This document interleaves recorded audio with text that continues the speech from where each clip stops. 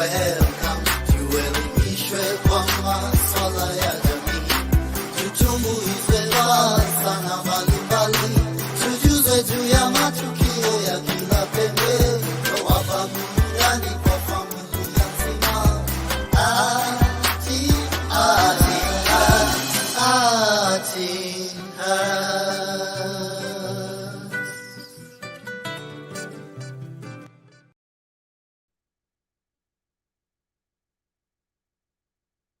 Okay, a very good evening to you and welcome to Art in Heart tonight. It's going to be an amazing show lined up for you. We have amazing content lined up for you. My name is Nyanduko 254 and when you see me, you know it's going to be lit. It's going to be amazing. So tonight we talk about the reasons why you never went for a second date.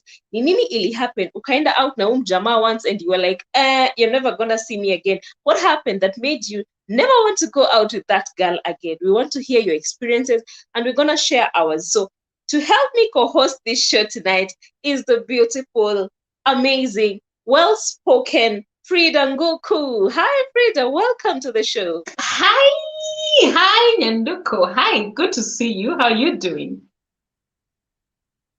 I am good. I'm amazing. I am happy you're here and you're looking fabulous. Thank you. You're looking good too. I love your earrings. I can see them. Just in case you thought I can't, I can see them. Thank you. And you know, we cannot do this show without our other able co-host, Noreen Ambata. Hi, Noreen, and welcome to the show. Hey, Nyanduko and Fridah. I'm sorry, my mic was muted. I'm so sorry. How are you doing? You guys look amazing. Mnakaa poa sana and I'm just excited for today's show, yani. Thank you, Noreen. Yeah, we all are excited. Yeah, thank you, Noreen, and welcome. And you know, it's gonna be an amazing show, like I said. So we went out to the streets and we collected your feedback on the topic that we're handling tonight. And some of the texts that some of you sent were fabulous, were funny, and some were just, you know, woye. But we're gonna have to play a clip from one of you that was very hilarious, and then we're gonna talk about it in this first segment of the show.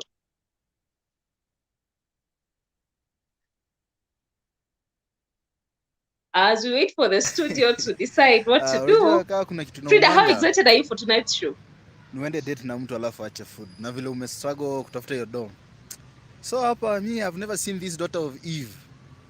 Kidogo tukatembea, akaniambia kuja hivi, tukapatana mahali fulani. Tukakaa, alikuwa ameenda hoteli fulani hapo. Tukakaa kiasi tukasema tukule something ya. Mimi nilikuwa nimejiamini nikakula kamogoro yetu nyumbani. Mogoro yetu nilo gali melala ya jana. Sema acha nikule ugali, nikifika huko nikunya ka juice kiasi. Sasa kufika tukaitisha, mimi nikaitisha mango juice, akaitisha chipo na chips kuku. Alafu sijui kwa nini wasichana mnapendanga chips kuku. Ndio hiyo akakula chips kuku nikasema acha nifanye aje. Chips kuku akikula haina shida, nitaona niko na class. Kalikula 30 minutes later hajamaliza, alafu ananiambia twende tu nimeshiba. Wai. Kiama kabisa. Hiyo kitu yani naudhi aje. Unaachaje food? Mimi nikisema sitaenda date na huyu mtoto tena. Siwezi. Na we never met again. Sadly. Acha akae na hiyo chakula.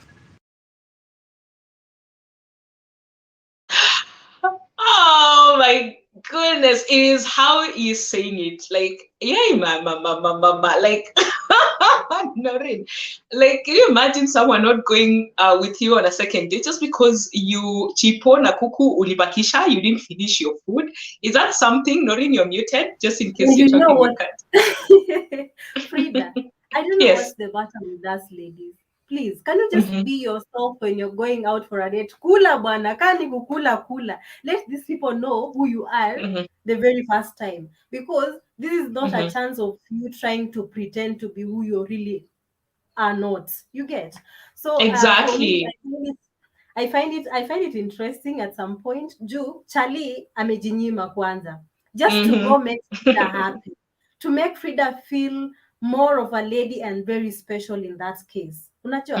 Only Fridah kufika huko anajifanya ati hata nimeshiba. Oh Jesus, girls. And you know, the other thing is, Noreen, yeah? You don't have to ask for food if you're full. Because, like, I remember there was a time I went for a date and huyo msee aliniita nilikuwa nishakula.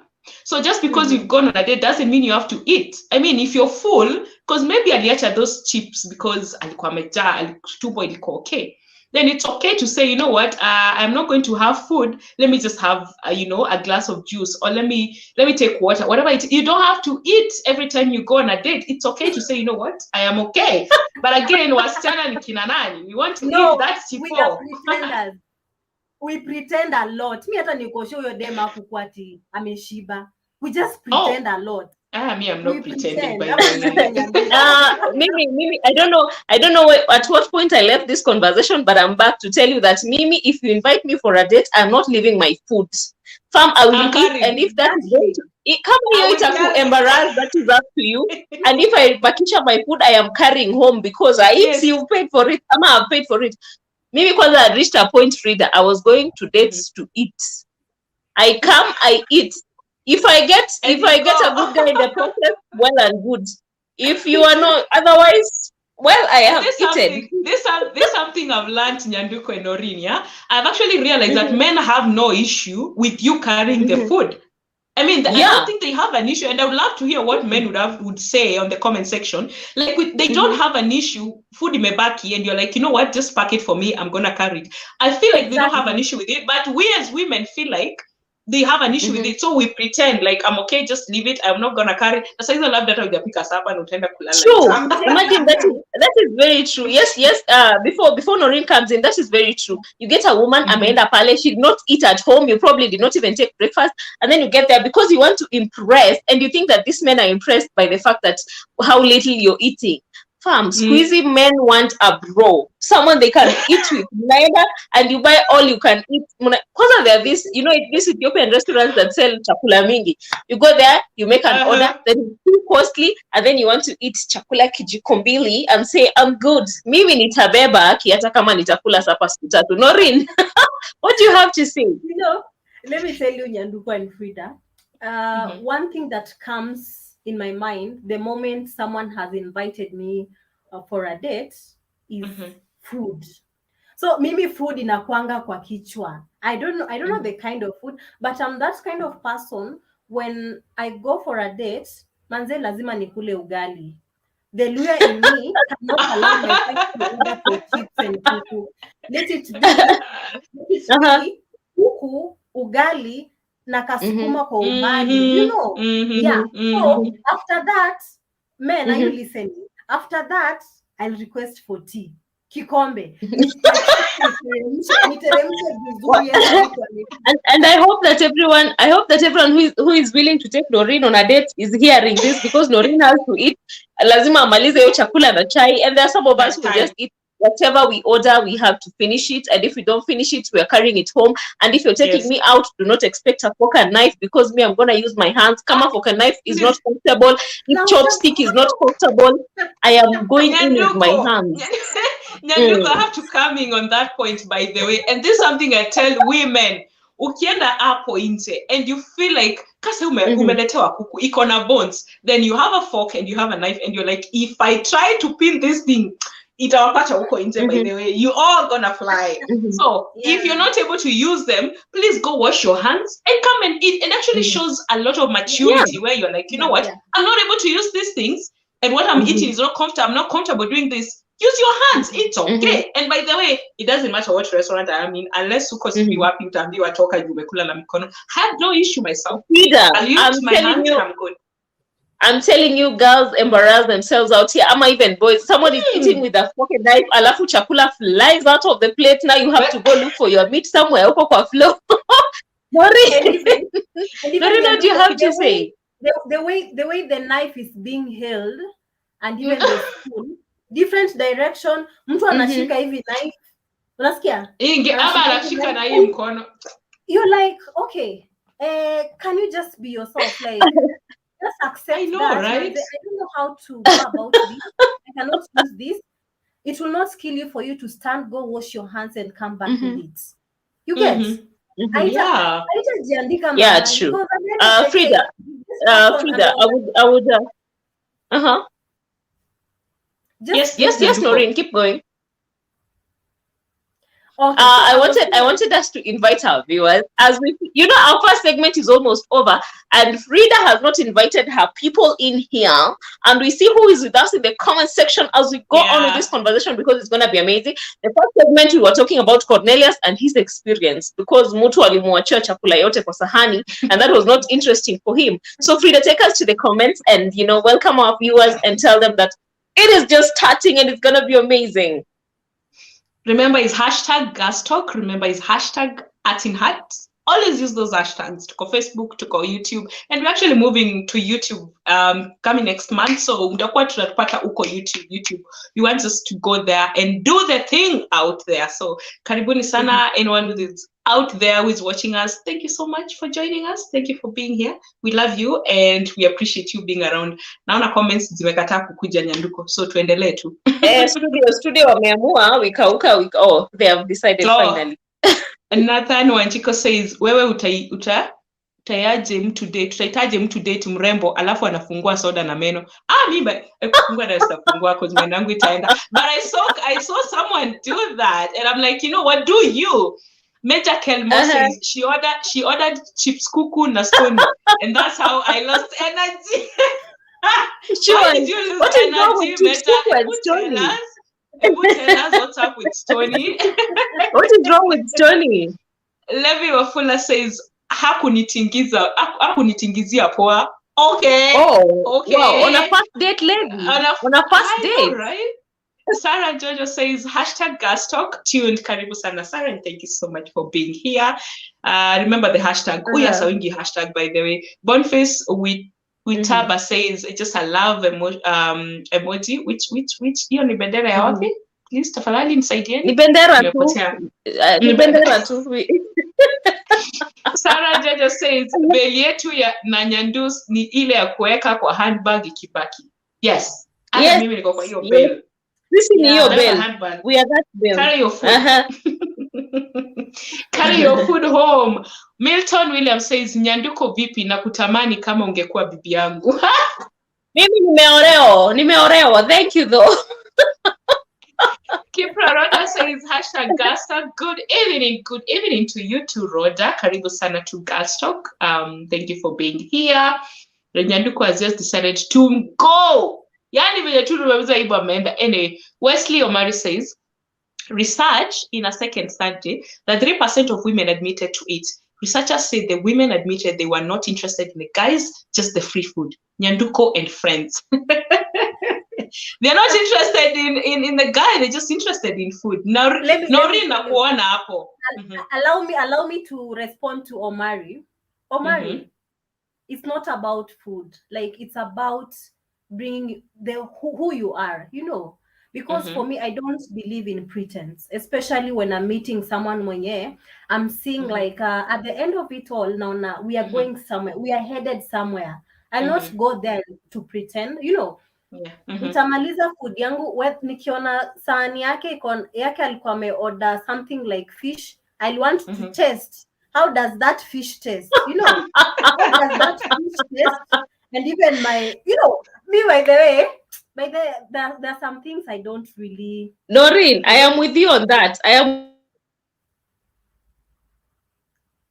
Nyanduko. Sauti ya Nyanduko imeenda. But Noreen, hiyo story ya kuonja food ya your man on the first date, by the way, I'm not doing that. Mi sionji food yako, by the way. But Noreen, I agree. When I get used to you, I am good tasting your food. But on first date, I am like, I'm ordering what I have. I expect you not to taste my food. Don't taste. I'm not going to taste your food. But when I get comfortable with you, I actually do taste my man's food. I think that's a girl thing or something, right? So una taste chakula. I feel I think we should be taking a very short break. Yeah. Then we'll be right back after this. Remember, guys, it's hashtag Gas Talk tonight. Engage with us. Let us know, why didn't you go for a second date? Let's take a short break.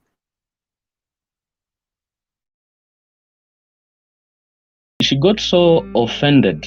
But now, I used to tell her my battles. Even when I was going through all that spiritual warfare and stuff, I used to tell Mom, Mom, there's something that I'm going through and it's very difficult for me. I don't know what to do. Now she knew And I told her point blank that maybe I started taking alcohol because of all that. All I wanted is just to find sleep.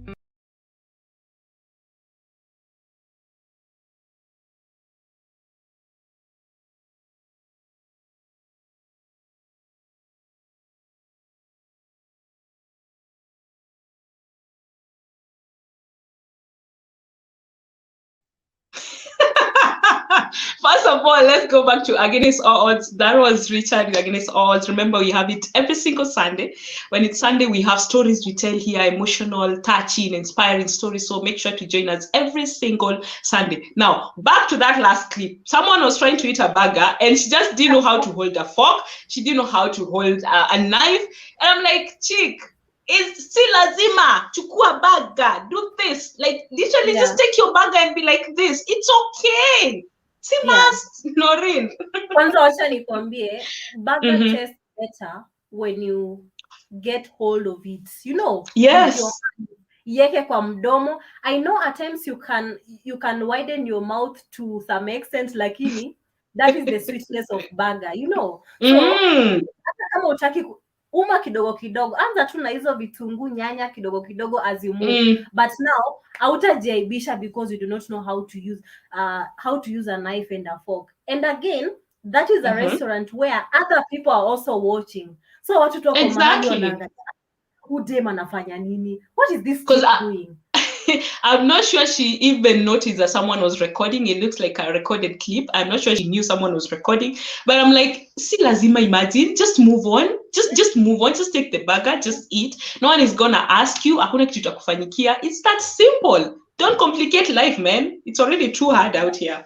But again, I just saw someone has texted or commented something like, okay, ladies, etiquette yawa. Okay, yes. It's etiquette, yeah. When we go out, we need to show etiquette in anything that you do, especially on a very first date, you know. But you don't need to complicate things to look like you unaonesha heshima zako and all that. Then there is nothing you're doing, like not nothing, but everything that you're doing inafanya, even the guy is becoming uncomfortable with you. And Noreen, now talking of etiquette, yeah. Etiquette also says that if you're not able to do something, you'd rather do what you know than mess up trying to act like you know what you're doing. Anyway, let's get on to this. Yeah, Kipro says, why I never went back. How can I cater for your bills? That's how rather paid for someone's bills. Oh my goodness, I'm not doing that. Noreen, let me ask you. You've gone on a first date and probably you engaged after that or you didn't engage after that. But the second time they asked you out for a date, you didn't go. Give us the first date that you didn't go for a second date. What really happened? What did the guy do? There was a time I met some guy. And okay, he called me, asked me for a date, and first of all, aliniambia, Noreen, I want you to take me somewhere, and I agreed to it. So he was like, I'll drive you there. Tunaenda kwetu, then we come back, we take something. So I went to kaenda to we were dropping something. So after dropping, we came back to kwa a certain restaurant just along Kiambu Road. Tukakaa kwa hiyo resto, akaangalia food, akasema this place inakaa niko expensive sana. That was the first thing. And I'm like, okay, you are taking me out on a date, au kuwa umejipanga, you know. And nani alikuwa amesuggest kwanza? You know, okay. He was the one who suggested that place. Unajua? So if you suggested this place and you knew how much money it will cost you to cater for our bills, then why did we have to go there in the first place? So after that, nikamwambia, okay, can we go somewhere else? Maybe wacha turudi tao basi. This guy told me, yeah, tuende tao. So kufika town, okay, it's good just to tell me by this inado, but all along kwa your trip he was bragging. By then niko na shamba wapi, I have some businesses here, and then this same guy anakuja ananiambia hii kitu ni expensive. It was not connecting at all. First, you have money is not a problem. Second, again, you're complaining about it place is expensive. Going to town, it's a very nice resto. So kuingia hapo mimi nikamwambia okay, I love fish and ugali kabisa. So jamaa akasema hapa mahali wanakwanga na matumbo tamu karanga alafu na kasukuma. Nikasema okay, why not, let me give it a try. Aki matumbo ilikuja matumbo ilikuwa gani. Oh God, rotten food. I don't know. It was not nicely prepared. Plus, it was a bit sour, if that is the right word. Okay, that means it's been there for a day or two. Yes. So mimi kwa hapo immediately nimekula hiyo, nimeanza kuumwa na tumbo. The next thing anasema si Panadol itakusaidia. I was like, okay. Can you take me to the hospital? You know, Noreen, no. You know what? Yeah. Now that you mentioned the Panadol thing, I feel like men, when you give a problem to a man, it's just the next thing is what is the next solution. And for him, probably that was the next solution he had. Take Panadol. Panadol ya kichwa by the way, ya tumbo. But anyway, solution yake at that point ilikuwa meza Panadol utakuwa sawa. But in real sense, it's the food that you had taken, and now you needed him probably to be more keen, or probably to be more concerned of what is happening, you know. Exactly. But now I feel like men don't react like that. This guy wasn't sensitive. He wasn't sensitive at all. Hata food imeletwa. Alikula tu, like he assumed everything is normal. Amezoea wewe. Nikasema hapa sirudi tena. Nyanduko, I could not go back. Please don't go back. Now I am sorry, I'm all over the place today. Lakini, let me tell you my experience on a first date. May I go on this date? I am just meeting someone who's been telling me I'm from Minnesota. I just came back from the States. Nini. You know, a guy I may set standards uko juu, and I'm like, it's gonna be a good date. Kwanza he asks me, Ati, where are we going? I tell him where we are going. He's like, see, we go to a place near town because I have an appointment in town. Little did I know that this man was trying to find a cheaper place than what I had suggested. You know, Nyanduko and expensive places, it's like I have the money to pay. Now, we go to a place that is near town the way he wanted. And then see the guy orders, and he tells me to order. And then after I order, he's like, he'll take lemon water. So I'm sitting there and wondering, why is he taking lemon water? Saa saba mchana jua imewaka ni kali. Bona lemon water for who? And then when the bill comes, he starts behaving funny. Akatoa coins kwa mfuko moja na akatoa sijui 170 kwa mfuko gani. Oh my! Wait a minute, Nyanduko. I just paid. I just told him, no, don't mind. Just let me. Just let me do. I'll do that. I paid my bill and I was embarrassed. And he was telling me, "Siju, we go take coffee where again?" I was like, "You'll pay with what money? Let me go home." Oh my goodness, Nyanduko, guy. By the way, come to and this. I feel like we need to be very open when it comes to first date. If you can't afford it. Just say manze tuende kwa hii restaurant, you know, and you don't have to do a restaurant. You can take a walk, you can, I don't know, you can do other things if you don't have the money.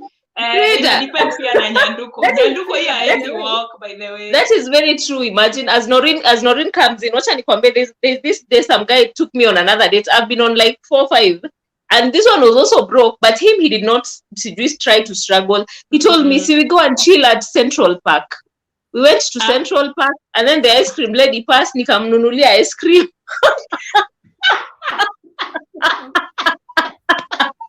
And I dropped him as a friend and as anything else, because we cannot be chilling at Central Park saa saba mchana. Yes, Noreen. Fridah and Nyanduko, I feel, you know, ladies, once we are told about a date, the first thing, as I said earlier, the first thing that comes in our heads and in our minds are, tunaenda kukula food.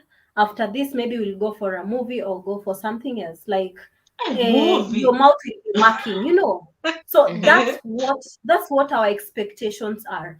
But this is what I can tell men. It's not about food, you know. It's about knowing me. Unajua? You can tell me, by the way, just be honest with me. From the word go, I would have loved to take you somewhere, this place and this place, but unfortunately, my pocket cannot allow. Unaona? So, Apple, you are very honest. You're very honest.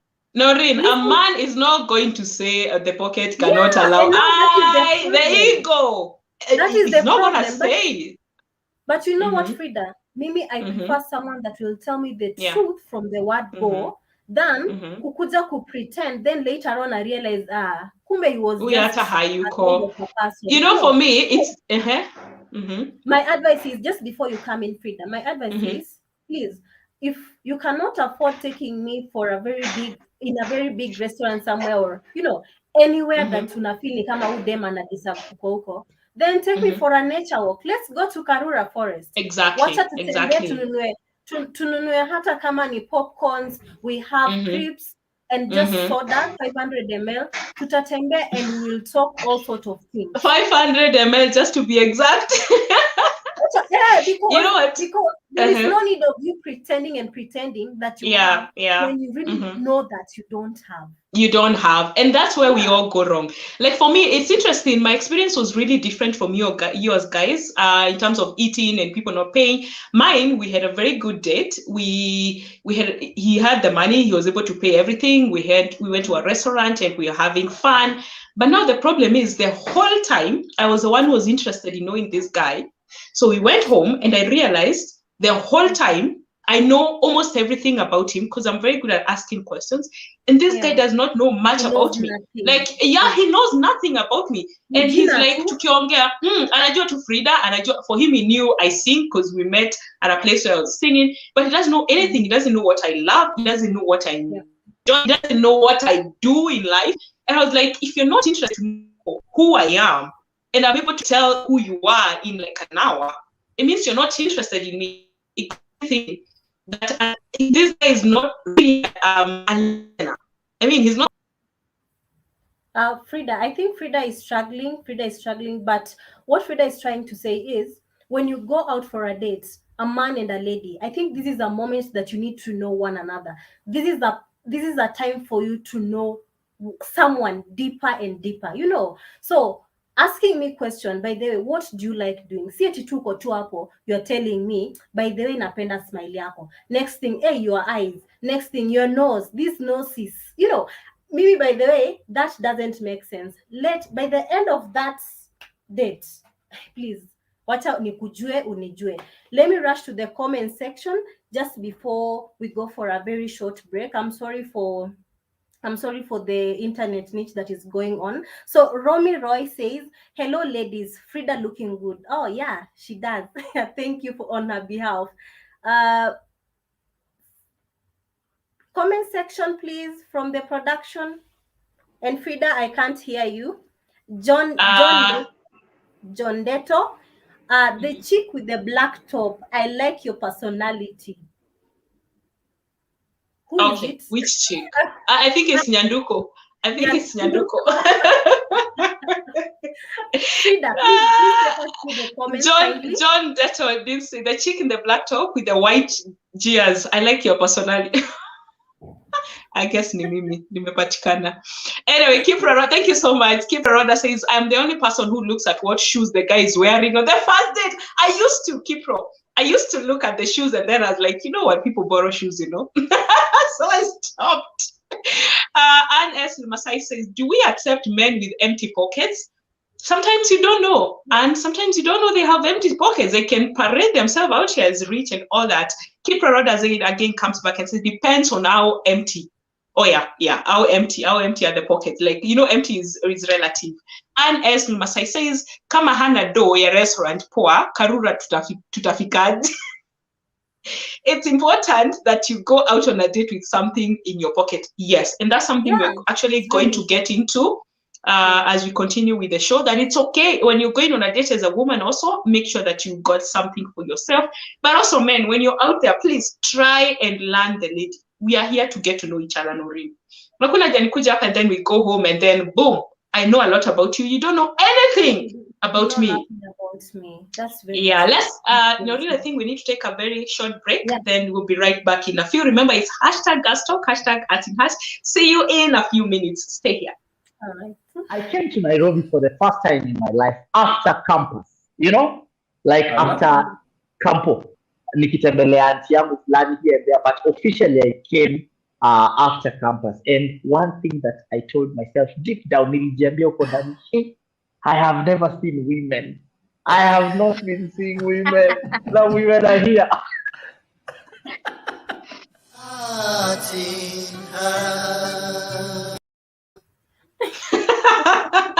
A shooty. I have not seen women. You can catch a shooty every single Tuesday and Wednesday here on Art in Heart. And also on Friday of Creative Space, we bring artists, we bring people who are doing the amazing stuff out here. So Noreen, tell me about a date, not a second date, a date you're supposed to go, but you didn't go. Like you've been talking with this guy, but then you decided, you know what, I am not doing this, by the way. What really happened that you got yourself to that point where like, I have not met you, but I feel like I'm not gonna meet you. Okay. This one. I don't know how it will sound. There was a time. There's a guy who I met on Facebook. Facebook inakutanisha watu. Inakuwa na husband suko, by the way. Yeah. There's a guy I met on Facebook. So this guy, you know, on phone we exchanged contacts and all that. So on phone he sounded so cool, yani. He sounded so cool. Then it happened that he told me niko place flani na nimesimama mahali mvua inaninyeshea, and ili happen niko hiyo place. Niko hiyo place. So he was so anadanganya. And no, he was there. Alikuwa ananiongelesha na mimi namuona. You know, when you can call someone or someone calls you, unajua hii conversation penye inaenda. So I knew it was him. So mimi niko tu hapo. You know ile design ya kusimama nyuma ya post ya stima? That was the design that I was approaching it. Hey? Nikaona. And unaangalia venye hata mtu amevaa. You know, these are the same people that will come brag. But when you go meet them, one-on-one, it's totally different. So mimi nikamwangalia and we were planning to go to have a date. Nikajua, see, this is the guy. And for the longest time, I was asking him for photos. He wasn't sending them to me. So I didn't know who this guy was. Kumbe, alikuwa na securities that men walikuwa na talk about. Actually, alikuwa na nini? Alikuwa na insecurities zake mwenyewe about what will Noreen feel when they see me. So you didn't like how he looked physically? And even, okay. Hata kuvaa tu ni hivyo. You know, me, I don't like people who sag. Oh yeah, no, I have an issue. By the way, we have an issue. Unless if you're 19, 20, I'm okay. Keep sagging, but men no. Umesag ni dirty jeans. Unajua kuna kwanga na ile dirty jeans, but this I'm talking of dirty. Ni chafu, si ati dirty jeans. Ni chafu. Unakuja aje first date and you're dirty. Nyanduko, how was your experience with the date that you are like, no, Mimi, by the way, siku meet, we have talked, we're supposed to meet, but cancelled before you meet. Nyanduko amepotea. Nyanduko, can you hear us? If you can, please say this. But Noreen, mine was interesting. We were chatting with this guy. And he just taken my number, so we were chatting not just on Facebook, but you know, on WhatsApp. And I realized that all the chat time that this guy initiates a conversation, it's all about sex. I mean, we never discuss anything else. It's all geared towards sex, and we've never met. We don't know each other, and then he has the audacity to ask for my nude. By the way, you ask for my nude, we are done. Done. D for done. We are done. and if I may ask, watu hutoa wapi hiyo courage ya kukuja kuuliza for nudes even before they get to know who you are? I know, and right? It doesn't just happen with men alone. Even ladies are that way. Even us. Oh. It happens. Well, I'm not a man, so I don't know, but hey, you ask for why? Why you're asking for a nude? You're men. And you don't even know this guy. Even when I know you, why even exchanging nudes? Why are we exchanging nudes? I mean, if you want to see it, can we meet where we can see it? I don't know what people are saying on the comment section. Probably we should get there. But hey, there's a meme here. So, me, on the first date, I am a beautiful, respectful woman. I won't even kiss him. At the other me, shave your V just in case. So you're this woman and you're like, I'm a very respectful, I love my life, I am very, coordinated, but then you're still like, you know what, shave that thing, you never know what will happen. In other words, you're preparing. Then the next one is me. I know, me after every weird first date. He's really a nice guy and all, but I'm pretty sure he's a serial murderer. By the way, you meet people and you're like, he's really good, he has everything I feel like I would want, but then you're like, this thing does not add up. Something is just off. Maybe he's been on his phone the whole time, or maybe he just looks. Do you look at someone and then you're like, the way I'm looking at you look like something that there's something that is not adding up. You're a murderer, or maybe you're a serial killer, or maybe you're someone who's gonna rape me. Noreen, do you ever look at someone and you're like, Roy personally, I've never had such an experience. But I've had a friend who told me the same thing that happened between her and the guy at that time. So this lady told me, okay, they were more friends, before they get into what a 20 date or something. So there was a time they met, and this guy was telling him, or was telling the lady, unajua sijakuwa sipendi WhatsApp, by the way, hata sipendi calls. Then this lady thinks, okay, upendi WhatsApp, hauko Facebook, hauko Instagram, uko na smartphone, and you have like 15 different lines, SIM cards. Wow. Yeah. Different SIM cards. That says a lot. I mean, the only person that calls you in the morning, it's your dad at 6 a.m. And after that, hakuna calls. No other calls. Simu inazimwa mpaka the following day. So this lady was here wondering, could there be a reason why this guy is doing this? Ama, could he have committed murder by any chance? Ama, is he a criminal? You are at that place where this guy cannot tell you anything that is happening in his life. You have no one to approach, akwambie what is really happening, or why is he hiding that much. So then another thing, anatani kama, like even where he stays, ako hapo leo lakini hajui kama kesho atakuwa. He has money, but he has money. Money is not a problem. Yeah. So ako tu hapo. He has money, he cannot even Talking of money, Noreen, I remember there's a guy I dated who had loads of money. And he would come this 1 week and spoil everyone. He's the guy who you go to a club and you buy alcohol to everyone. You spend over 100K in a night. And then he would disappear for 2 weeks. No calls, nothing. And then resurface again with a whole lot of money. So I think those are some of the red flags you look at and you're like, okay, you're treating me well. You look like you're this decent guy. But the fact that I don't even know what you do. I mean, unaweza kujua usiku and you're like, you are the girlfriend. We just caught him doing this, or you're the wife. You never know what's happening. I would love to hear what people are saying on the comment section. But before, as we continue, Noreen, what are some of the things I would like to tell women out here who are planning to go on a first date? What is that one thing? So we'll get into that, but let's go on to the comment section. So think about that before we get back. Kipronoda says, people who are long distance relationship often ask for nudes. Oh, okay. Long distance is how long? Like here and Belgium. That I still feel. No, don't overthink. I still feel like Minnesota or Bahamas.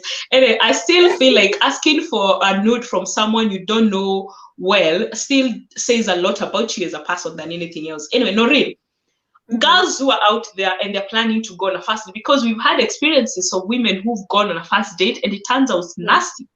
Probably they got drunk, some things were put into their drinks and they didn't know where they were, or they got raped, or everything they had was taken.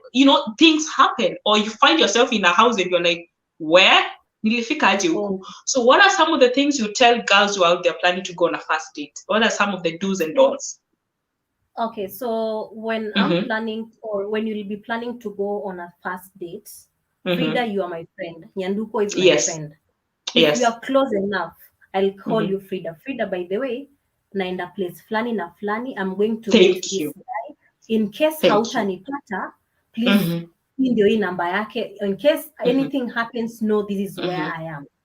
Second Noreen, thing, before you go to the second thing, before you got me, because my sister knows this. Every time I'm going on a first date, or every time I'm going out with someone new, she has the person's number. And I think this is a woman thing. I don't know about men. I don't know whether they share this, but women, you give that number to somebody, and also pin location of where you are.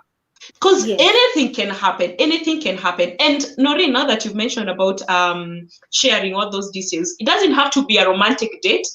Like for me, when I'm going to install wallpapers in a house that is a man's house and I don't know, at least get someone to know where you are and who you are with, because anything can happen. All right, let's move on. Anything can happen. Yeah, anything can happen. Give me a second point, Noreen. What is the second thing? Then someone mentioned, and this is something that is very serious, and we really need to take note of that. When you're going on a date, please have something little for yourself. Yes. Unaweza enda huko kiumane and the guy is like, si mimi ndio nimekutumia fare ukakuja hapa. Alafu saizi for some reasons mtu tu anaweza amua amechange, like they are for a while, you know. Prepare for anything. Anything. Have some money with you. Hata kama umetumiwa fare, when kukishadhoka, you can always find your way out. Utasema I'm going to the washroom and you're gone. Unajua? Yes, exactly. Yes. Then another thing, before you get to a third thing, I also want to say something about that, kidogo. It doesn't matter. It's not necessarily that the guy is going to look at you and be like, you know, I'm not going to give you money back, or I'm not going to pay for food. Anything can happen. You're supposed to meet this person and they don't show up. Or maybe walikwama kwa jam. Thank you. Ama walikwama kwa jam. Ama alikwambia umefika niko kwa jam, keep eating, I'm coming to pay. And then they got an accident, so they didn't show up. So it don't necessarily that something wrong or something bad happened to them. Anything, nature, anything can happen, and you know you find yourself stuck. So please have money. Please just have your own money. Just work with money. It's really important. Because najua also, kitu kama date, it's not that mmeamka leo and you've decided the date is tomorrow. No, it's something that I believe people plan for. Unajua, we'll be having a date maybe 2 weeks from now. 2 weeks from now, Noreen, if you're brave enough, please try find something for yourself. Unajua, even if it means I don't have anything at all, let me call Fridah. Niwaambie, by the Fridah, I have this thing that I'm planning and I don't have any cash on me. If Fridah is your friend, and she'll sort you out, then mtasotiana baadaye. Unajua, provided that and if you don't have money, and if you don't have money, please, you don't have to go. Say no. Yes, you don't have to go for that date. And also, Noreen, what's your take on going on a first date in a man's house? I find it so weird.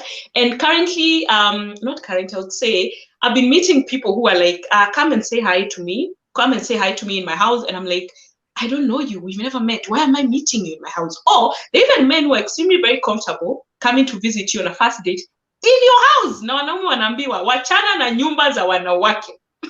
You know what, Fridah? I'll not advocate for that.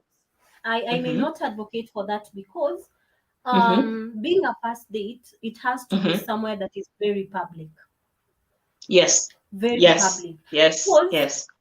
Hapo ukiwapo public, I'm able to read your facial expression and everything that you're coming with right now. Unajua? Then when they're on a first date in a house, a private place, then something happens. What will you tell? What will you tell your parents or your guardian? Unajua? Ulijipeleka huko, I mean, you know. Ulijipeleka. So for me, if it's on a first date, manze, meet somewhere public that is places, very open. Yeah, very open. And we've seen cases of women who've been thrown over the balcony. I'm not saying it's a good thing. I'm not saying like sijui kujitakia anything, but just to avoid such things, because you don't know these people, you don't know how they think, you don't know how they are when they're angry, and then you get there, and then probably this guy is prepared for, in quote, sex. And then you are like, it's a first date, nothing is gonna happen, and then you're not able to do that, and then it turns out a murder. You know, he's like, you know what, and through those the argument and all that, Fridah, I think I'm losing you. So guys, we're talking about going on a first date and what to consider before going. Ladies outside there, dates are very good. You know, this is something that when it happens, when I feel, but this guy, I mean, consider sana, and now I'm just going to know more about them. One thing I'll tell you as a lady, when you're going there is something that we call first impression. Because I know there are young ladies that are watching and maybe they have never been on a date, you know. So first impression is very important. You don't want to go there and look like wewe ndio unaenda kuomba, you know. Dress well, manze. If anything, dress well. Make sure your hair looks nice, your makeup is well done, you know. And also be comfortable. Be very comfortable. Yeah, usivae heels zenye wezi tembea nazo. Or you come with a hairstyle you've never had. So this guy is like, kwani huyu hizi heels ameomba? Just be you. Hata kama ni kuvaa hiyo rubber shoes. Also hiyo rubber shoes vizuri. There's a way you can just dress and someone looks at you and by there unakaa poa. Nani yako, you look good. Yeah. So Noreen, it's very, very important. Yes, Fridah. Yeah. On that point of first impression, I feel like women, when they're going on a first date, they overdo things. They do things that they've never done. And then they get there, then they're very, very uncomfortable. So ensure whatever it is that you're doing, it's something you're comfortable doing. It's something you've done before. It's not a first day thing. So that you get there and you're very, very comfortable. We're about to take a very short break. And then we'll be right back with more, or some of the memes that are happening out there when it comes to first dates, second dates, and, you know, meeting people for the first time. Let's take a short break. Tumerudishwa tu, yani ni sawa tu studio. It's okay. Anyway, if we have memes down there, kindly let us look at them, and we have anyone on the comment section saying something, would like to hear what they have to say.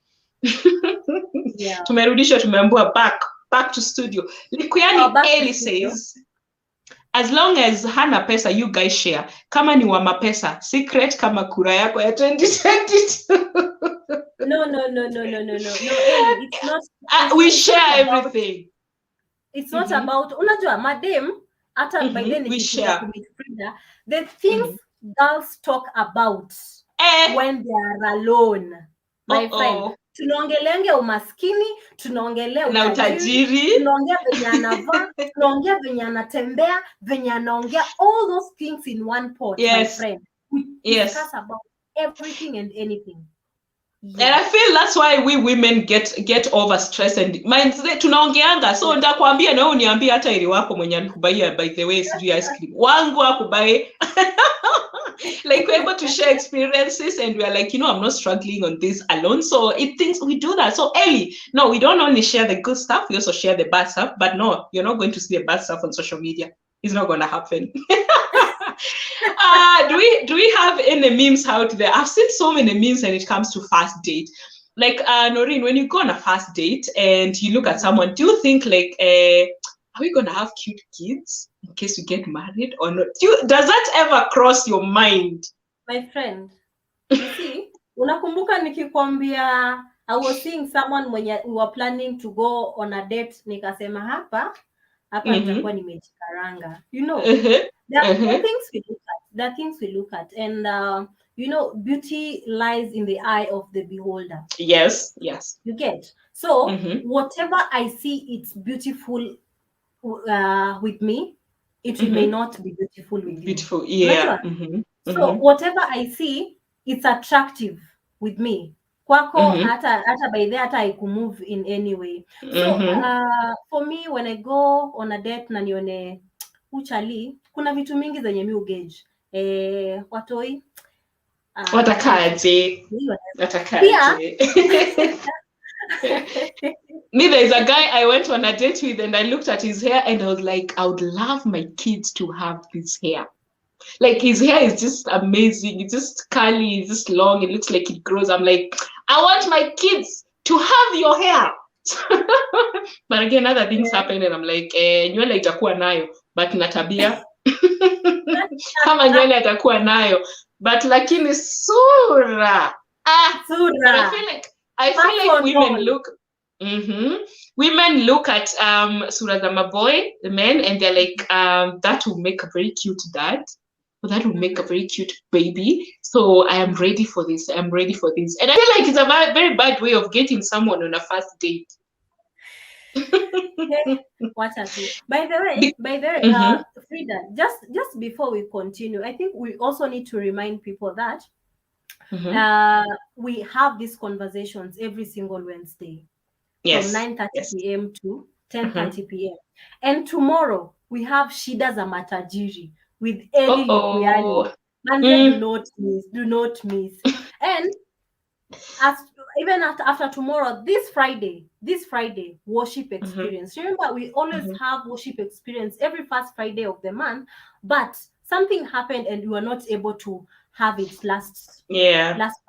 So it is happening this Friday, and please let's come and talk more about prayer. Yes. So I think we'll go at the comment section. We see what people are saying there. Fridah. Finally, Kona offer nice kupite Ajoima wallpapers and deco. We have quality wallpapers, wall mirrors, and contact papers to beautify the space of yours. Currently, we have selected wallpapers on offer for 10.50 Kenya shillings per roll.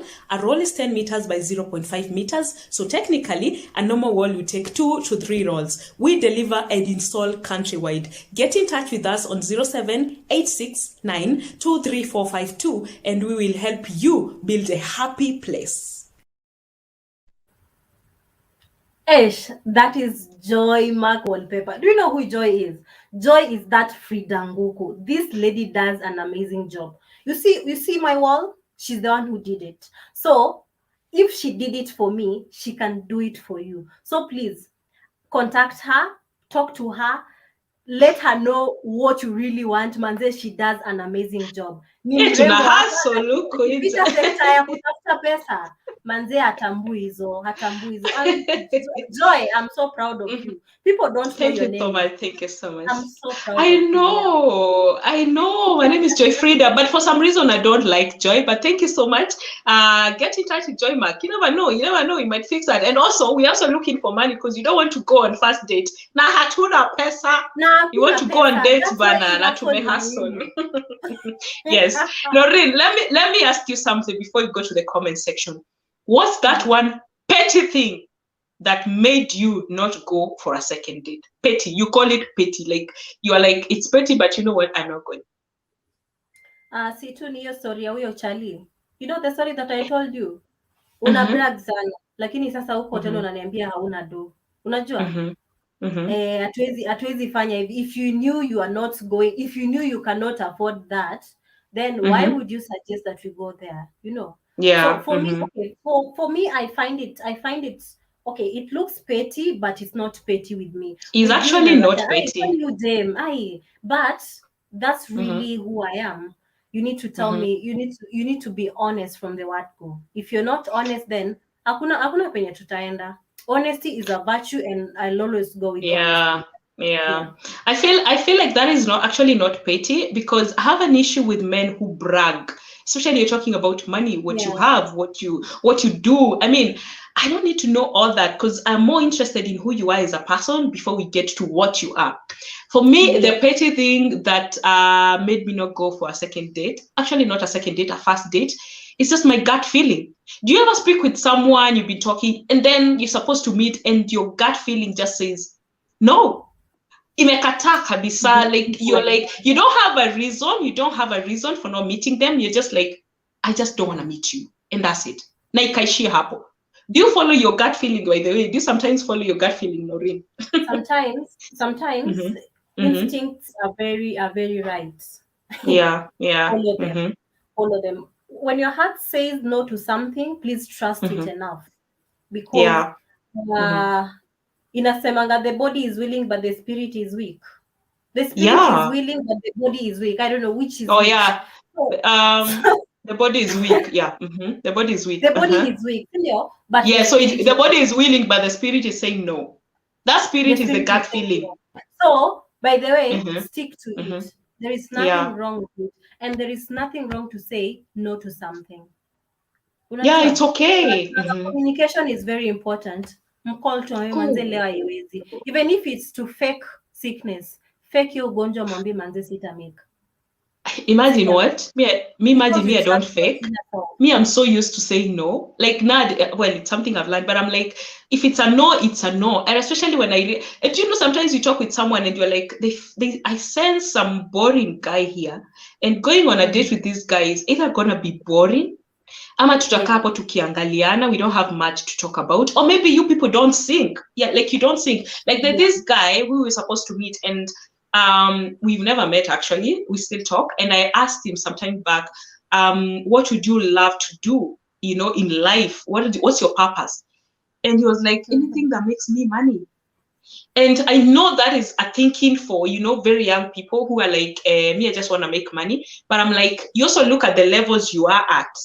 Say, sahi hata ajui purpose yake. You already know your purpose. So if you join with this guy, and get to the means you're now starting to balance, trying to leave someone. Yeah, you'll be all over, and before you know it, your purpose is also lost in the process of you trying to get someone to know their purpose. And then you're like, you know what?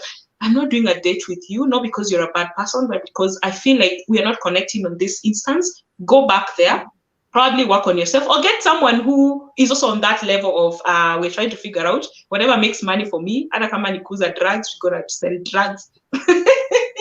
And then, you know, you roll with it. What I can be Fridah, I believe in not dating a random person. You know. Okay, but random people is the people you meet. What do you mean random, Kwanzaa? Random in terms of mindset. Akili yako iko hapa iko hauna msimamo, like you're all over.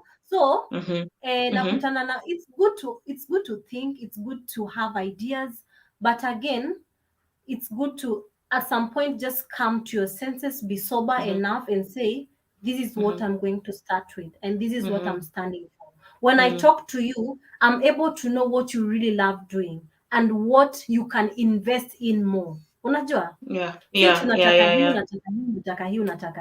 That means even when we get to a point that we are getting married or we are settling, the two of us, kama tumeshaenda hizo dates and everything, tumesema okay, now it's time for us to settle. It means hautakuwa tu hapo peke yake. You'll be looking for something else outside there. So even from the way you share your ideas, from the way you come with decisions, from the way you just come with conversation, it means a lot to me. It means a lot to me. Exactly. So when you're all over, that is a turn off for it says a lot. We cannot even go out by the way. We cannot go on a date. We can't. And it says a lot. I feel like this comes with age. As you grow up, you get to realize that there are things you used to do when you're young, and then you repurpose. You get to know yourself better and grow to get to that point. And I think that's why Benjamin Zulu says, "Come on, go 25 and below, stop dating." Anyway, Noreen, we are out of time. What's your parting shot? My parting shot, ladies, is by the way, thank you so much for joining us on this conversation. I believe it has been meaningful to most of us. And if there is something that you feel we did not touch it the way you would have expected, please feel free to engage with us. Even privately, find us privately at Noreen, Ambata, Fridah, Nguku. Please just feel free to engage us anytime. And on a first date, manze, ladies, what I'll tell you, when you're going somewhere, please, first impression is very, very important. Dress well, look good, so that you raise your standards. Make sure usiende mahali mtu anaweza kukuambia sasa nikununulie kiatu ama naona slippers yako inakatika. No, please let us be ladies of substance, so that when you go there, you're treated with some level of respect. There is some value in you enye mtu anasema hii kitu enyewe siwezi iacha iende. Usiende tu kwa, don't just go like that, because manze depende. We're very special here. Fridah. Anyway, guys, yes. Remember, we'll be streaming live on YouTube starting in November. So tutakuwa tu kwa YouTube. The channel name is the Arts in Heart Official. Follow us, like our page, subscribe, put that notification bell on so that every time we're going live, you get notified and you can always join us. Remember, this has been Gas Talk. We have Mashida za Matajiri Kesho Amani. Nini za matajiri kesho with Ellie Likuyani. Join him at 6. And on Friday we have creative space. We also have Against All Odds. Make sure to look at our pages every single day to get notified on what we have. We have Men's Den every Tuesday. Iyo by then you can catch it up. Anyway, thank you so much, guys, for being here. Thank you for joining us. It's been a pleasure. Remember, you can also watch this show after this show. You can always go back and rewatch and leave a comment and engage with us. Thank you so much, and see you next Wednesday, same time, same place. Bye.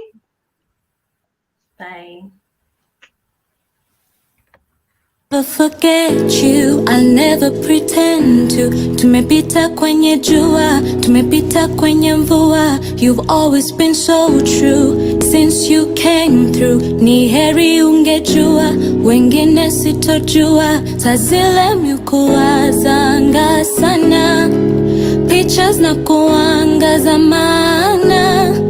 Yule anapeananga ni Maulana, na so siwezi ngoja mpaka vile tutaona na na na na na na na na na na na mpaka vile tutaona na na na na na na na na na na na oh na na na na na na na na na na na na na oh na na na na na na na na na na na na. Show me that green light, tell me you're alright. Je, uko na dawa, umepiga shower?